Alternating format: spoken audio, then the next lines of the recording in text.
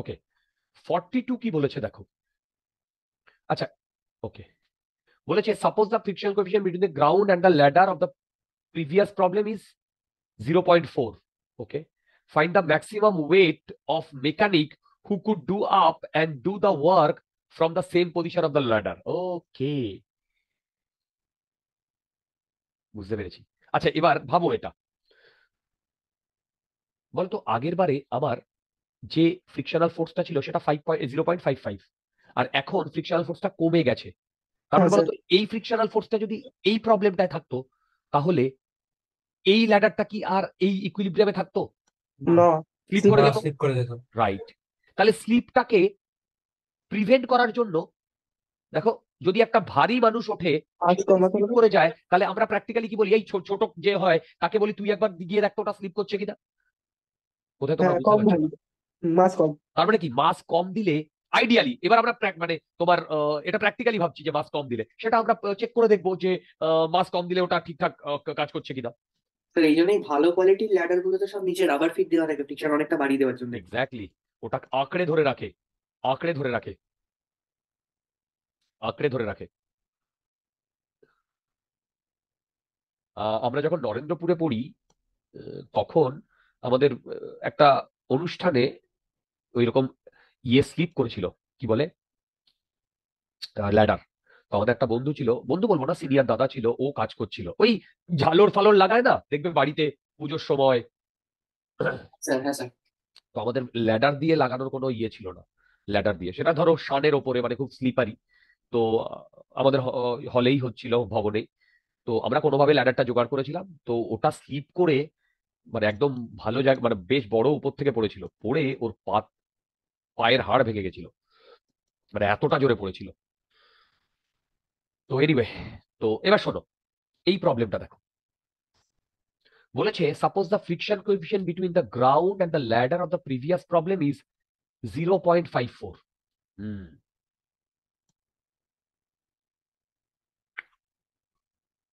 Find the maximum wait of the mechanic who could do up. আচ্ছা দেখো,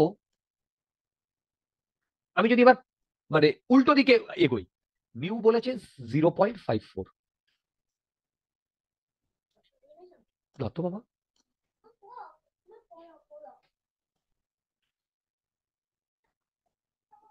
আচ্ছা, এবার ফাইন্ড দ্য ম্যাক্সিমাম ওয়েট। আচ্ছা বলো তো, সেম ডেটা যদি থাকে, এখন আর ওইটা যদি 60 না ধরে, এইখানে আমি ধরছি এম, আর বাকি যা আছে সেম থাকলো। এইখানে আমি ধরেছিলাম R2, এইখানে কত 60 ধরেছিলাম জি, আর কিছু ছিল না, ছিল না, আর এদিকে R1 ছিল। এবার বলতো, যখন আমি এইটার ম্যাক্সিমাম ভ্যালু নেব, তখন সেটা একটা ভার্জ অফ মুভিং থাকবে, হ্যাঁ তাহলে হ্যাঁ, এখানে তখন কি কাজ করবে? এফএল। এফএল কাজ করবে। দেখো এফএল কাজ করবে। এবার আমাকে একটা কথা বলো, R2 কত হবে? M প্লাস 16 ইন্টু জি। 160, 16G প্লাস 10M, হ্যাঁ মানে মানে না না, 10G। ও সরি সরি, আমি 10 বললাম, এম প্লাস, হ্যাঁ এইটাই, এম প্লাস 16। আচ্ছা, এইবার মিউ বলে দিয়েছে। আচ্ছা, তখন এইটা যদি R1 হয়, তাহলে সেই R1টা এফএল এর সমান হবে। আবার এফএল মানে মিউ ইন্টু কি হবে বলো? N2, R2। R2। তার মানে এবার R1 হবে মিউ ইন্টু R2। ওকে, বুঝতে পেরেছি। এবার সেম ভাবে আমরা এই পয়েন্টের রেসপেক্টে যদি টর্ক নিই, আগের বার যেভাবে টর্ক নিয়েছিলাম, দেখো গ্রাউন্ডে যে পয়েন্টে টাচ করছে সেটা তো। ঠিক। তাহলে 16 × 5, এই যে 16 × 5 সাইন 37,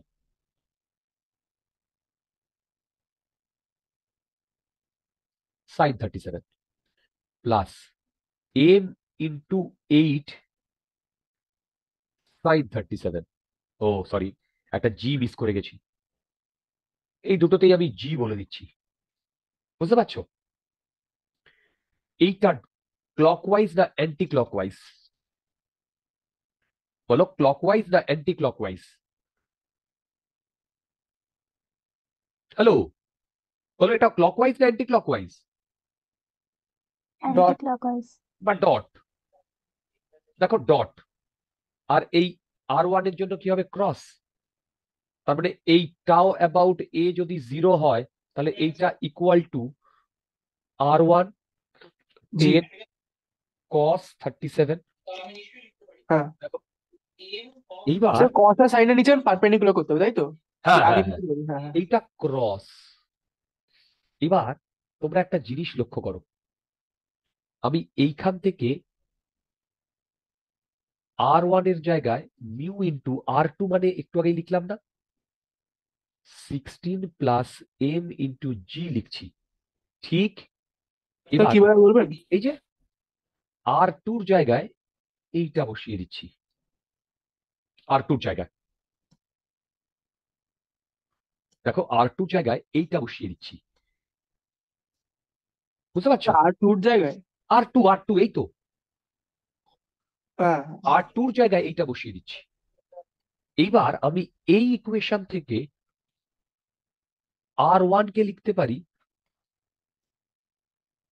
16 × 5/10 × 3/4 প্লাস m × 8/10 × 3/4 ইন্টু জি। জিটাকে আমি সেম রাখলাম। তো এইখানে আমি যদি বসিয়ে দিই R1 এ, তাহলে দেখো 16 × 5, আচ্ছা 16 × 5 × 3/4/10। আচ্ছা জি জি কেটে দিচ্ছি। আরে ভাই, এই R1টা যদি এখানে বসাই, ভেবে দেখো এখানে একটা কি আছে, বলো এখানে একটা জি রয়েছে না, এই জি আছে না, জি জি কেটে যাবে। এবার এইটা plus m × 8/10 × 3/4 equal to mu মানে হচ্ছে 0.54, 16 প্লাস m × m। দেখো এখান থেকে আমার m এর একটাই ভ্যালু বেরোবে, সেটা আমাকে ক্যালকুলেট করতে হবে। দেখো এখান থেকে বেরোবে 24/40, এই যে এইটা, এইটা যদি এপাশে আসে মাইনাস 0.54। দেখো দেখো ঠিকঠাক লিখছি কিনা, এইটা ইকুয়াল টু 0.54 × 16 মাইনাস 16 × 5 × 3/40। তো বেসিক্যালি আমার m এর ভ্যালু বেরোবে 0.54 × 16 মাইনাস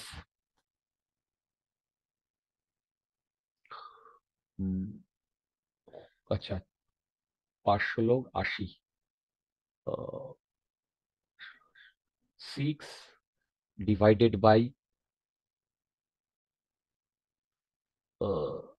ও বাবা, আচ্ছা 4, 6, 0.06 আসছে। 0.6 মাইনাস 0.54, এইটা ক্যালকুলেট করলে কত আসে আমাকে বলো।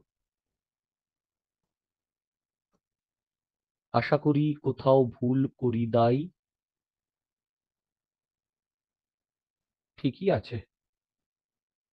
দেখো এইটা আসবে আনসার। 44 আসছে। হ্যাঁ 45 এসেছে, ঠিক আছে 44, হ্যাঁ 44। G is equal to 10। জি কেন? জি তো কেটে যাচ্ছে। হ্যাঁ, আমার ক্যালকুলেশন মিস্টেক। আচ্ছা, আমি না একটা বাজে ভুল করেছিলাম বাড়িতে, মানে আমি সাইন 37 ডিগ্রি সাইন কস 32 লিখিনি, কেন জানি না। ওকে। দেখো তো আমাদের 42টা বোঝা গেছে কিনা। 43 সো 43 পার্ট বিটা একটু অসুবিধা। তা করে দিচ্ছিস। Assume the weight of the ladder is negligible. 43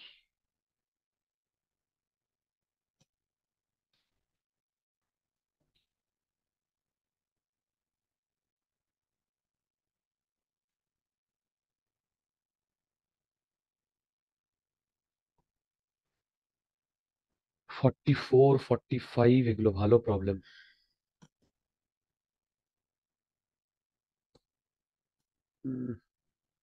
ঠিক আছে, চলো 43টা দেখো।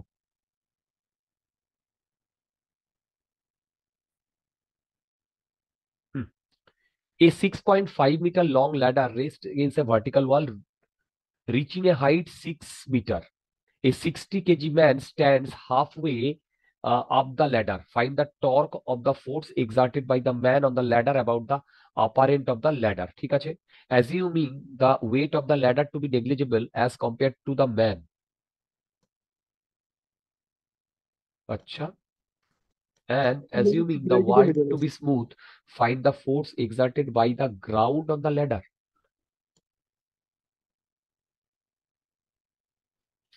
আচ্ছা, স্যার এটাতে কোনো অ্যাঙ্গেল দেওয়া নেই, কিন্তু 6.5 আর 6 মিটারটা দেওয়া রয়েছে, তো হ্যাঁ, ওখান থেকে আমি আহ, সাইন ওটা সাইন ওটা কস ট্যানের সবকটার ভ্যালুগুলো বার করে ফেলতে পারবো। হ্যাঁ হ্যাঁ একদম, ঠিক ঠিক তোমার ঠিক। করেছি। আচ্ছা দেখো,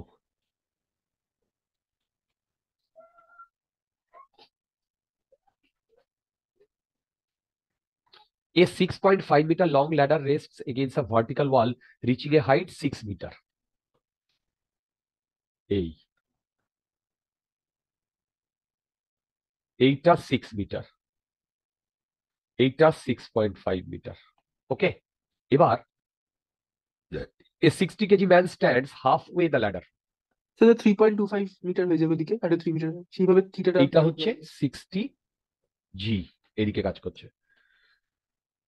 আচ্ছা, find the torque of the force exerted by the man on the ladder. এই পয়েন্টের রেসপেক্টে টর্ক ক্যালকুলেট করতে বলেছে, তাই না? দেখো এই পয়েন্টের রেসপেক্টে কি, তাই না? এই পয়েন্টের রেসপেক্টে টর্ক ক্যালকুলেট করতে বলেছে না?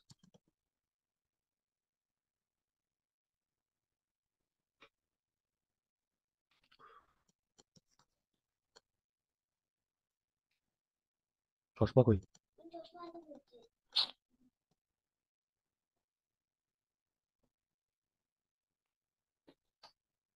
আচ্ছা আচ্ছা, দেখো এইখানে আমরা এখানে আমাদের কি বার করতে বলেছে? বলো, টর্ক বার করতে বলেছে। কার রেসপেক্টে টর্ক বার করতে বলেছে? আপার এন্ড অফ দ্য ল্যাডার। এইটাকে যদি এ ধরি, এর রেসপেক্টে টর্ক ক্যালকুলেট করতে বলেছে। হ্যাঁ, জাস্ট এখানে পারপেন্ডিকুলার ডিসটেন্স বার করতে হবে, তাহলেই হয়ে যাবে। হ্যাঁ, মানে basically torque about A due to 60 KG. এইটা হবে এই 60 ইন্টু 9.8 ইন্টু এই লেন্থটা। দেখো এই লেন্থটা, ঠিক, দেখো এই লেন্থটা, দেখো এই লেন্থটা হবে। দেখো যদি আমি এই পুরোটাকে ইয়ে করি, তার হাফ হবে। এবার এইটা 6.5, এইটা 6, তার মানে এইখান থেকে এইটুকু লেন্থ কত বলতে পারবে? তাহলে আমি সিমিলারিটি ইউজ করে করেছি। আর বলো। আমি sine theta cos theta value এরকম করেছিলাম, মানে হ্যাঁ, দুটো করো না, অ্যাঙ্গেল কনসিডার করো করে। না, করো না, ওটা দিয়ে করলেও হবে। হ্যাঁ স্যার। এবার বলো তো এইটুকু ডিস্টেন্স কি হবে? এইটা বাই 2। হ্যাঁ দেখো, স্যার। তার মানে into root 6.5 whole square minus 6 square by 2। 750 ন্যানোমিটারের আশপাশে আসবে। ন্যানোমিটার?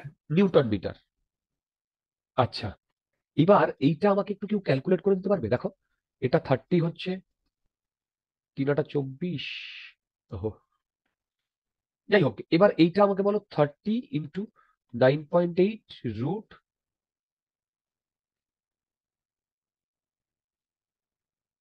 দেখো এইটা একটু ক্যালকুলেট করো।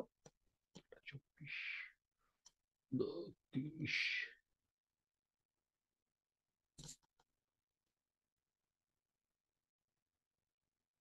600,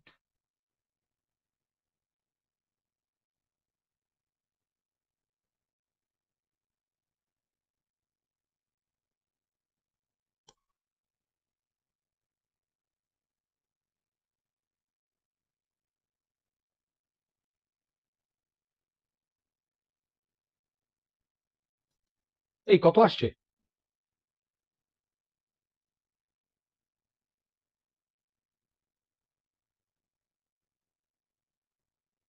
ঠিকই আছে।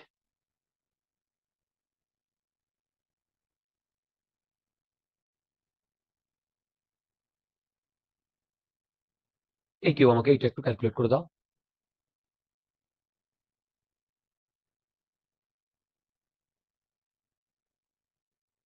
স্যার ওই 6 স্যার এই যে আপনি 6.5 স্কোয়ার মাইনাস 6 স্কোয়ার/2টা পেয়েছেন সেটা কোথা থেকে পেলেন?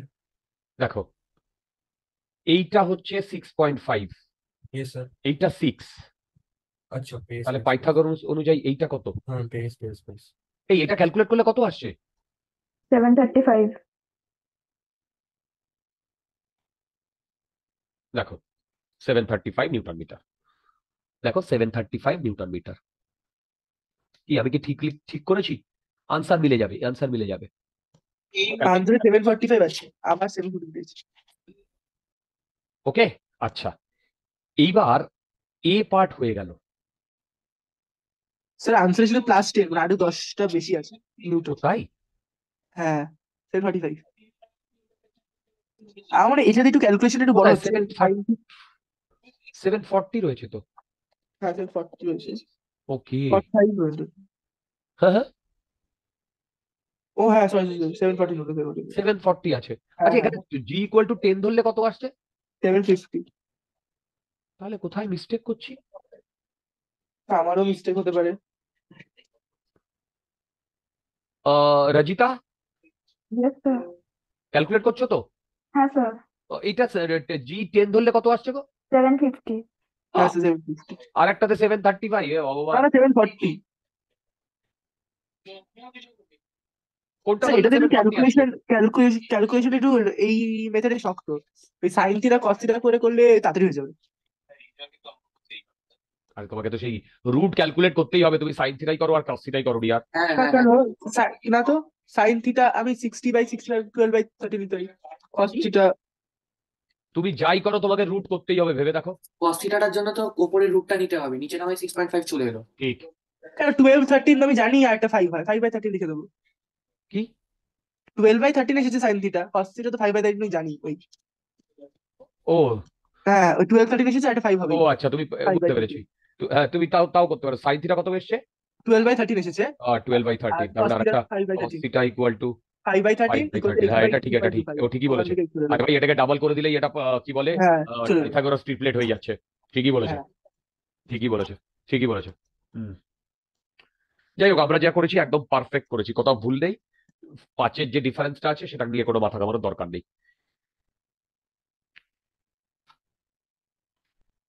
আচ্ছা স্যার এবারে হ্যাঁ বলো। রোটেশনেই অনেক রোটেশনাল মেকানিক্সেই 2-3খানা এরর আছে নতুন ভার্সনটাতেও, এইচসি বানার। ও আচ্ছা এবার পেয়েছে চশমা পেয়ে, ওকে। আচ্ছা এবার দেখো এইদিকে বি পার্টটা ভালো করে বোঝো, কি বার করতে বলেছে। বি বলেছে assume the weight of the ladder to be negligible as compare to the ban.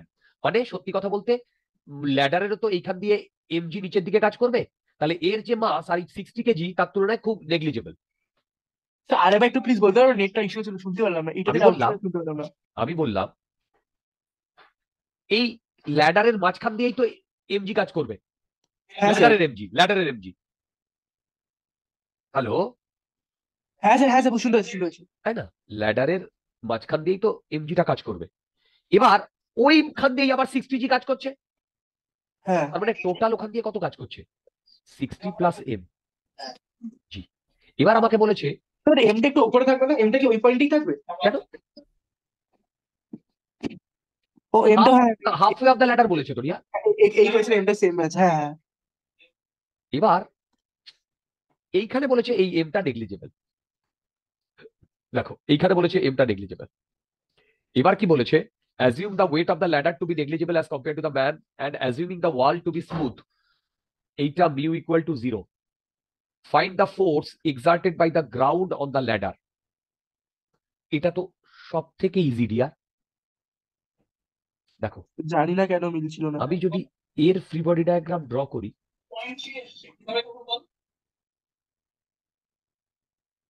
দেখো এর ফ্রি বডি ডায়াগ্রাম ড্র করি, এক মিনিট। ল্যাডারটা যদি ইকুইলিব্রিয়ামে থাকে তাহলে এই দিকে থাকবে, আচ্ছা R2, সেই R2 এর ভ্যালু 60G হবে, আর এই দিকে থাকবে R1, আর এই দিকে 60G, আর এই ডিরেকশনে ফ্রিকশনাল ফোর্স। ঠিক বলছি? হ্যাঁ স্যার। এইবার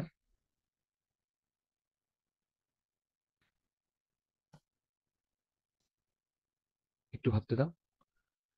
Assume the weight of the ladder to be negligible as compared to assuming the wall to be, find the force exerted by the ground on the ladder. Ground এর উপরে কত force দিচ্ছে, ঠিক আছে সেটা তো পেয়েই যাব, সেটা নিয়ে আমি ভাবছি না। কিন্তু আমি যেটা ভাবছি সেটা হচ্ছে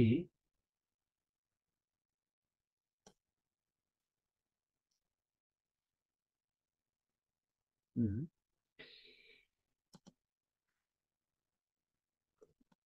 এই R1 ইকুয়াল টু Fs, আর স্যার R2 এফএল হচ্ছে না কেন? কেন FL হবে সেরকম কিছু ডেটা বলে দিয়েছে ডিয়া? ও ওকে, মানে এফএল হতেও পারে, নাও হতে পারে, মানে এফএল হ্যাঁ মানে ওকে ওকে ওকে FL এর ম্যাক্সিমাম ভ্যালু হতে পারে, মানে এফএস এর ম্যাক্সিমাম ভ্যালু FL সেটা হতেই পারে, কিন্তু যদি কিছু না দিয়ে দেয় তাহলে তোমাকে জেনারেল ধরতে হবে। ওকে। কারণ ladder rest on a vertical wall reaching at the top, halfway up the ladder. Assuming that the weight of the ladder to be negligible as compared to the man, and assuming the wall to be smooth, find the force exerted by the ground. আচ্ছা একটা minute, আমি একটা জিনিস দেখতে চাই answer কি ফর্মে দিয়েছে। হুম হুম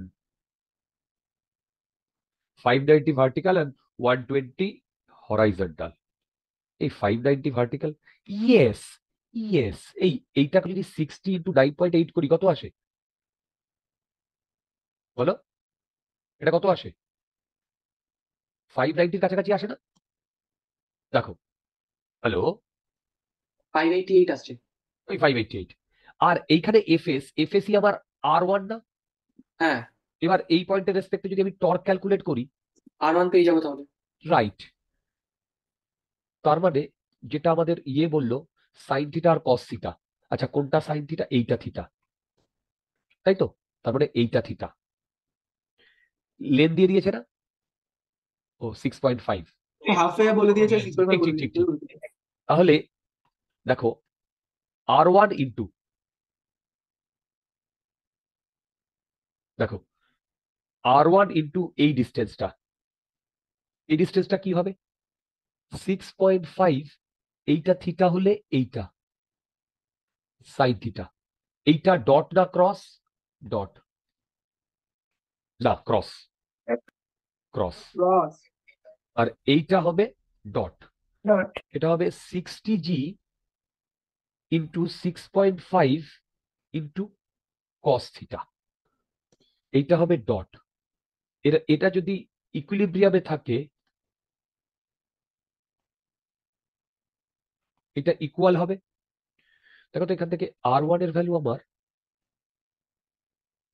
ওহো একটা জিনিস ভুল লিখেছি, এটা 2 হবে। দেখো তো ঠিক লিখেছি কিনা, 2 হবে। হ্যালো হ্যালো হ্যালো, দেখো হ্যাঁ। এইবার R1 এর ভ্যালু হবে, এই যে 6.5 কাটলো 60, না হুম, আচ্ছা 60 ইকুয়াল টু 60 ইন্টু 9.8, এই যে R1 এর ভ্যালু লিখছি, বাই 2 ইন্টু কট থিটা আসছে না? বলো কট থিটা আসলে কত আসছে? বলো কট থিটা 5/12। হ্যাঁ, তো 5/12। এইটা ক্যালকুলেট করো, 5 5 25, হ্যাঁ ঠিকই আছে। এটা ক্যালকুলেট করলে যা আসবে সেটাই আনসার। মানে ফোর্স অন গ্রাউন্ড ওটাই হয়ে যাবে। বলছি হ্যাঁ বলো। তো নর্মাল তো উপরে দিচ্ছে, হুম। সেটা দিচ্ছে হলো গ্রাউন্ড অন ল্যাডার। তো ল্যাডারেরও উচিত না ওইটাই দেওয়া নিচের দিকে অন গ্রাউন্ড, যে দুটোর একটা রেজাল্টেন্ট দেওয়া উচিত না এফএস আর R2 এর? না, অ্যাকশন রিয়াকশন পেয়ারটা তো ডিফারেন্ট বডিজের উপর কাজ করে। হ্যাঁ, ডিফারেন্ট বডির উপর কাজ করছে, গ্রাউন্ডের উপর। দাঁড়া আগে বলো এখানে ক্যালকুলেশন করলে কত আসছে, ক্যালকুলেশন করলে কত আসছে সেটা আগে বলো আমাকে। 122.5। গুড গুড,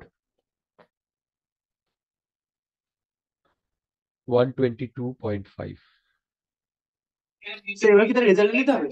না, এবার দেখো আবার আমরা F1 আর Fs সেম পেয়েছি, তাহলে এটাই আমার Fs, দেখো এটাই আমার Fs, তার মানে Fs আর এইটা যদি আমি সেম পাই, তাহলে ভেবে দেখো এই ডিরেকশনে যে ফ্রিকশনাল ফোর্স কাজ করছে, দেখো এই ডিরেকশনে যে ফ্রিকশনাল ফোর্স কাজ করছে সেটাই R1, তার মানে এই পয়েন্টে ভার্টিক্যালি 590 আর এই হরাইজেন্টালি 122, দেখো 122। এটাই আমার আনসার, এইভাবেই তো দেওয়া আছে, এই যে এই যে দেখো এইভাবেই আমার আনসারটা দেওয়া আছে, বুঝতে পারছো? ও মানে ভেঙে দিয়েছে হ্যাঁ একেবারে। হ্যাঁ, যদি এইটা ভেঙে না দিত তাহলে কিন্তু আমাকে রেজাল্টেন্টটাই দিতে হতো। যদি খবর কত তোর? আরেকবার বলো। তো এখানে জাস্ট বলছে যে গ্রাউন্ডটা ল্যাডারের উপর কতটা দিচ্ছে, তাই তো?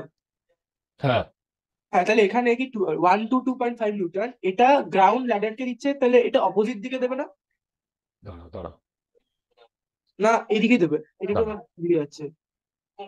এবার বলেছে find the force exerted bye bye the the, ground on the ladder. হ্যাঁ তার মানে গ্রাউন্ডই তো একে এই ডিরেকশনে ফোর্সটা দিচ্ছে, এই এর ফোর্সটা কোনো তো অ্যাকশন গ্রাউন্ড রিয়াকশন দিচ্ছে। নেই এফএস মানে এর? মানে ফ্রিকশনাল ফোর্সটা স্যার গ্রাউন্ডেরই না?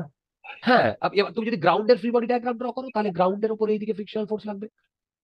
একটা ওকে, ফ্রিকশনাল ফোর্স আর একটা নর্মাল লাগবে। বুঝেছি। হ্যাঁ, থ্যাংকস। রাইট রাইট, আমাদের তো শুধু গ্রাউন্ড যেটা ল্যাডারের উপর দিচ্ছে সেটা বার করতে বলেছে। ঠিক, ভেরি গুড। আচ্ছা